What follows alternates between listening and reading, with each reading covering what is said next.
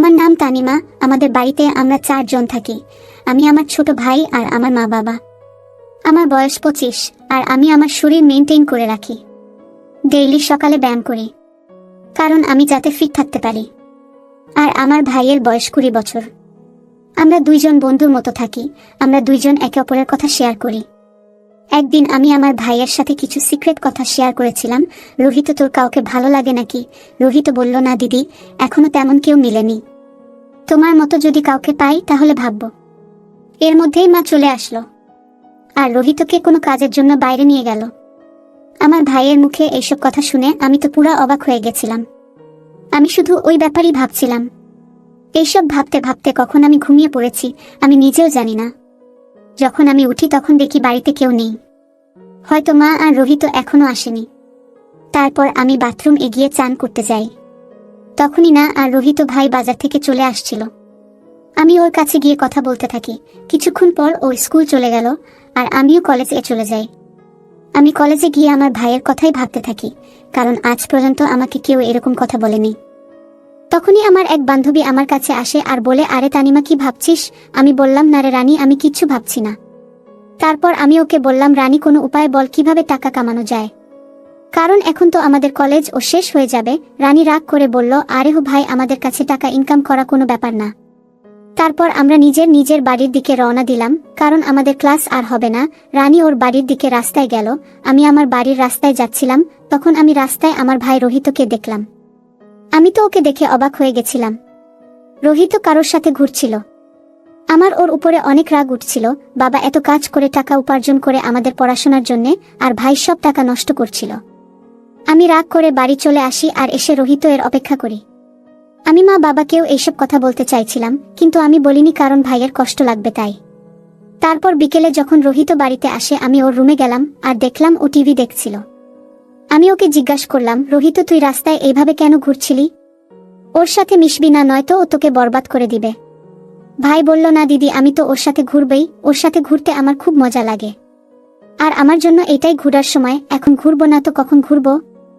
আমি ওকে অনেকবার বোঝালাম, তুই এমন করিস না, কিন্তু ও কোনোভাবেই মানল না। আমার অনেকবার বলার পর ও বলল, ঠিক আছে, ওর সাথে ঘুরবো না, কিন্তু আমার একটা শর্ত আছে, তুমি যদি পূরণ করো তাহলে আমি ওর সাথে কথা বলাও বন্ধ করে দিব। আমি বললাম, হ্যাঁ বল, কি শর্ত আছে তোর? রোহিত বলল, যেমন করে ও আমার সাথে ঘুরে, এখন থেকে তুমি আমার সাথে ঘুরবি। আমার সব ইচ্ছা পূরণ করবা। আমি ওকে বললাম, না, এটা হতে পারে না। আমি কেন তোর সাথে ঘুরবো? রোহিত বলল, ঠিক আছে, তাহলে আমাকে এইসব কিছু আর বলতে এসো না। ঠিক আছে, বিকেলে ভেবে বলবো।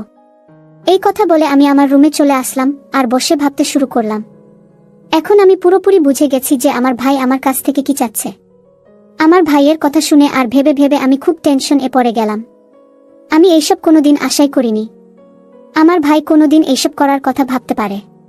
আমার তো মনে হতো আমার ভাই খুব ভদ্র আর ভবিষ্যতে ও বাড়ির লোকের দেখভাল করবে, কিন্তু ও তো এখনই খারাপ সঙ্গে পড়ে গেছে। কিন্তু এইসব শোনার পর আমার মনে হচ্ছে আমার ভাই নিজের সাথে সাথে বাবা মা আর আমার জীবন ও শেষ করে দিবে। এইসব কথা ভেবেই আমার কেমন যে লাগছিল সেইটা একমাত্র আমিই জানি। তারপর আমার কিছুদিন আগের কথাও মনে পড়ে গেল যে ও আমাকে কিভাবে দেখছিল। আমি পুরোপুরি বুঝে গেছিলাম আসলে ও কি চায়। আমি তো অনেক বড় সমস্যায় পড়ে গেছিলাম যে আমি কি করব। আমি যদি হ্যাঁ না বলি তাহলে ও ওদের চক্করে শেষ হয়ে যাবে, আর ওর পড়াশোনা ও খারাপ হয়ে যাবে। আমি কি স্বামী স্ত্রীর মতো থাকতে ও হ্যাঁ বলতে পারি না, কারণ ও আমার ভাই। তারপর আমার মাথায় খেয়াল এলো, শায়দ এই কথা ঘরেই থাকবে। এটা করলে আমার বাড়ির লোক ও ভালো থাকতে পারবো, আর আমার ভাই ও ভালো হয়ে যাবে। এইসব ভাবতে ভাবতে আমি ঘুমিয়ে পড়লাম।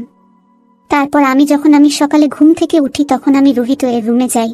প্রথমে তো আমি ওকে অনেক বুঝিয়েছিলাম, কিন্তু ও আমার কোনো কথাই শুনতে রাজি নয়।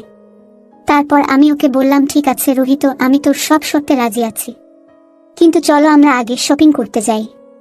আমি ওকে বললাম এই কথা যেন আর কেউ না জানে, আর তুই ও আজকের পর কারোর সাথে মেলামেশা করবি না। রোহিত বলল, ঠিক আছে, তুমি যা বলবে আমি তাই করব। আমি ওর সাথে দেখা করলাম যে আমার ভাইয়ের সাথে ঘোরাঘুরি করত, আর তাকেও অনেক কথা বুঝিয়ে আসলাম।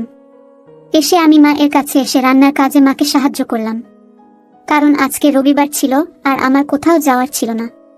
তারপর আমি বাবা মা আর ভাই খাবার খাচ্ছিলাম। খাবার খাওয়ার পর আমি আর রোহিত শপিং করতে চলে গেলাম। মল গিয়ে রোহিত আমাকে ড্রেস কিনে দিল আর নিজের জন্যই ড্রেস নিল। আমার বাবা মায়ের জন্য ও আমি জামা কাপড় নিলাম।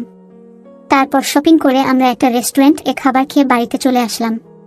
বিকেল হতেই আমার ভাই রোহিত আমাকে বলতে লাগলো, চলো এখন তুমি নিজের শর্ত পূরণ করো। এই শুনে আমিও নিজের শর্ত অনুযায়ী নিজের কাজ করতে লাগলাম। আর সেদিন থেকে আমি আর আমার ভাই রোহিত স্বামী স্ত্রীর মতো থাকতে লাগলাম। আমি ওর একদম নিজের স্বামীর মতো খেয়াল রাখতাম, আর ও আমার একদম নিজের বউয়ের মতো খেয়াল রাখত। তারপর আমাদের জীবনে যা হওয়ার ছিল সেটাই হয়ে গেল। আমার ভাই খুব খুশি ছিল, আর সাথে সাথে আমিও খুব মজা পাচ্ছিলাম।